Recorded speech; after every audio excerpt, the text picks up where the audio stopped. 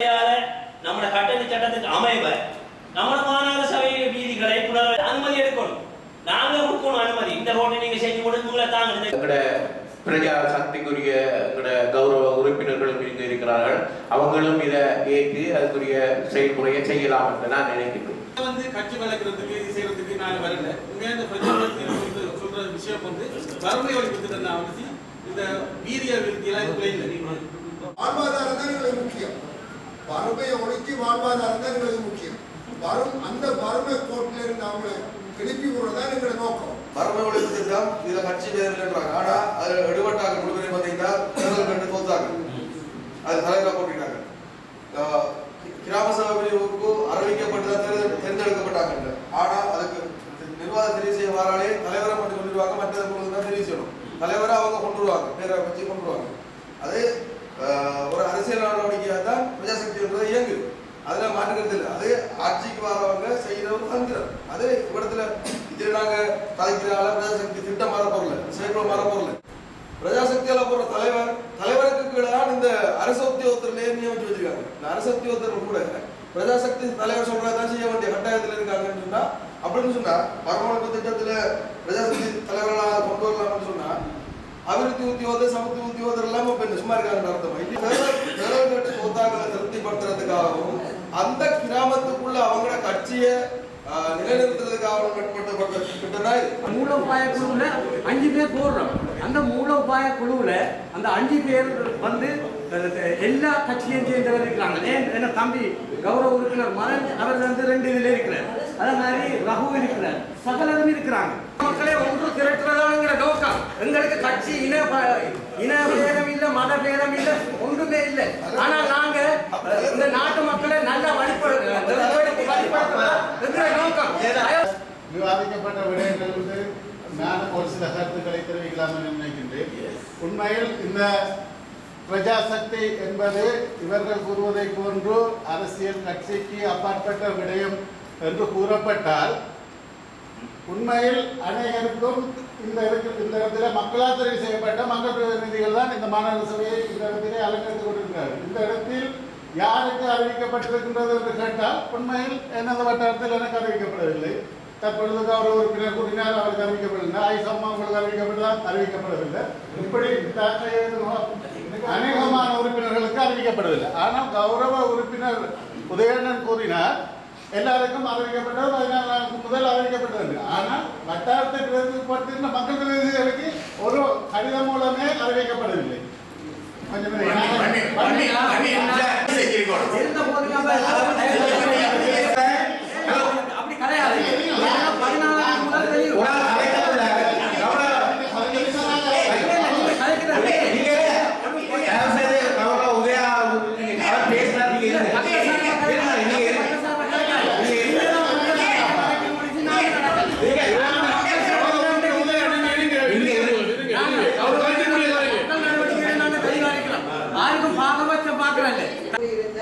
உண்மையில் இதற்கு முன்னதாக எங்களுக்குள் வட்டார ரீதியான மாறுபட்ட கருத்துக்களுக்கு ஒரு தெளிவான பதிலை விளக்கமாக கூறியிருந்தார். கடந்த காலங்களாக இருக்கட்டும், தற்போதைய அரசாக இருக்கட்டும், காலத்துக்கு காலம் அரசியல் மாற்றங்கள் வரும் பொழுது தத்தமது கட்சிகளை வளர்ப்பதற்கு ஒரு தந்திரோபாயமான திட்டங்களை ஒவ்வொரு தரப்பினர் முன்வைப்பார்கள். ஆனால் இங்கு குறிப்பிடப்பட்டிருந்த சில உறுப்பினர்களை இந்த பிரஜாசக்தி குழுக்களுக்குள் உள்வாங்கி இருப்பது இங்கு தெரிய வந்தது. என்னை பொறுத்தவரையில் நான் ஒரு திராய்மடு 2ஆம் வட்டார பனிச்சேரி திராய்மடு, அதாவது மாநகர சபை நெல்லை கிராமத்தில் அதாவது இவர்கள் கூறியது போல வறுமை ஒழிப்பு என்ற அந்த பதத்தை பாவித்திருந்தார்கள். உண்மையில் வறுமை ஒழிப்பு என்பது காலத்துக்கு காலம் அது மாறுபடும். அது எந்த காலத்திலேயுமே முற்றுப்புள்ளி வைக்க முடியாத ஒரு பதம் தான் அது. அந்த வகையில் என்னுடைய வட்டாரத்தில் எந்த பிரச்சனையும் நாங்கள் உறுப்பினர்கள் வளமையாக பிரச்சனை ஏற்படுத்துவதில்லை. அவ்வாறு இருக்கும் பொழுது அந்த கௌரவ உறுப்பினர் சத்யசீலன் அவர்கள் கூறியிருந்தார்.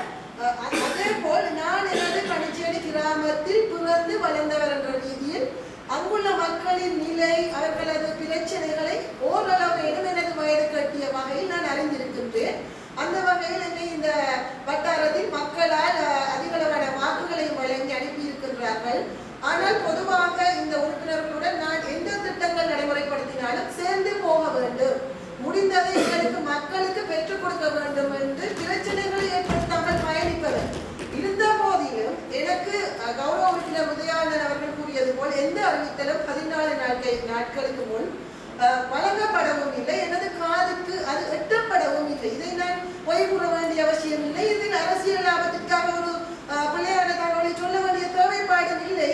ஆகவே இதற்குள்ளும் சில கட்சி செயற்பாடுகள் அவர் கௌரவ உறுப்பினர் சொன்னது போல அவர்கள் நடைமுறை இருக்கட்டும். ஆனால் இங்கு நடைபெற்றதை அடிப்படையாக வைத்து நான் தெளிவாக கூறுகின்றேன். இவ்வாறு போட்டி போட்டுத்தான் நான் ஒரு உறுப்புரிமையை பெற்றுத்தான் மக்களுக்கு சேவை செய்ய வேண்டும் என்பதிலிருந்து நான் விலகிக் கொள்கின்றேன். அதற்கு நான் என்னால் முடிந்ததை தொடர்பேன் என்று. இது பிரஜாசக்தி தலைவர்கள் அறிவிக்கிறது இல்லை, கோயில போயிட்டு இது ஜிஎஸ்க்குரிய பொறுப்பு. சரியா? இதுல எந்த கல்லடி முகத்துவாரத்துல இந்த தோழர் இருக்கிறார். சரியா? நாங்க அவ்வளவு பேருக்கும் அறிவிச்சு எங்களோட நோட்டீஸ் போர்டுகள்ல போட்டிருக்கோம், கோயில்கள்ல அனௌன்ஸ் பண்ணி அறிவிச்ச 1 வீக்குக்கு முதல் ஜிஎஸ்ல சொல்லி ஜிஎஸ்டிஓ செய்யற வேலையை நீங்க பிரஜாசக்தி தலைவர்களை இதுல இருக்கக்கூடாது. மற்றது கோர்ட்ட மெம்பர்ஸ் என்று சொல்றதுக்கு இங்க யாரும் அதிகாரம் இல்லை, யாரும் அதுல வரலாம். வின் பண்ணாங்க தான் வரணும் பண்ணல, வின் பண்ணாங்க இதுல இருக்கிறீங்க நிறைய சபைகள்ல இல்லாத ஆக்களும் வரணும். அதுக்கோ கட்சி நிச்சயமா கட்சி எல்லாருமே அப்படித்தான், நீங்களும் அப்படித்தான். எங்களை கட்சியை வழக்கு நாங்க செய்வோம். ஆனா இது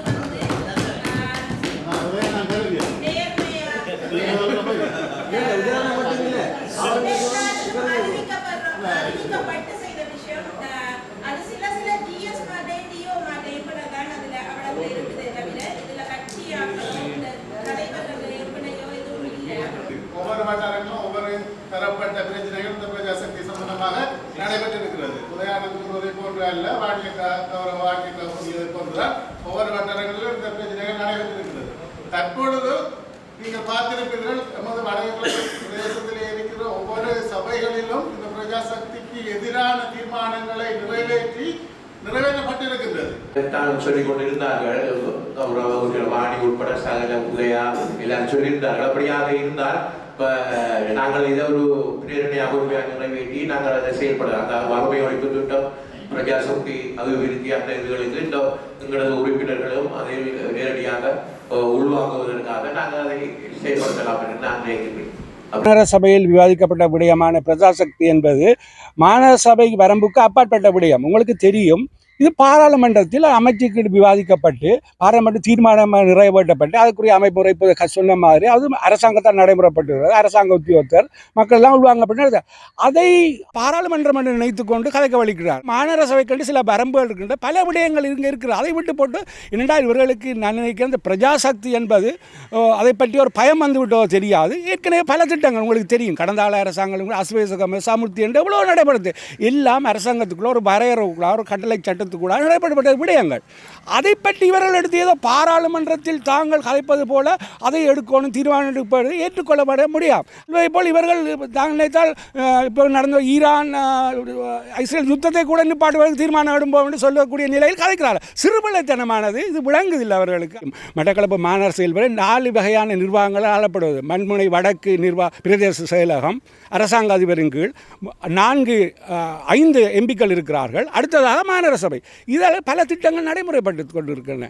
இதையெல்லாம் அதுக்கென்று உள்ளூராட்சி சபை, அதாவது மாநகர சபைக்கு சில வரையறை இருக்கிறது. அதை பட்டு மட்டும்தான் கதைக்க வேண்டும். அதை பிடித்து அதை அந்த தீர்மானம் இந்த தீர்மானம் இவர்கள் இதை ஏற்றுக்கொள்ள முடியாது. ஆகவே தான் இன்று தொடங்கி இருக்கிறோம். அதற்கு நிச்சயமாக நாங்கள் எதிர்காலத்தில் இதை பற்றிய பல விதமான எங்களுடைய ஊடக சந்திப்புகளை நடத்துவோம் என்பதை விடைபெறுகிறோம்.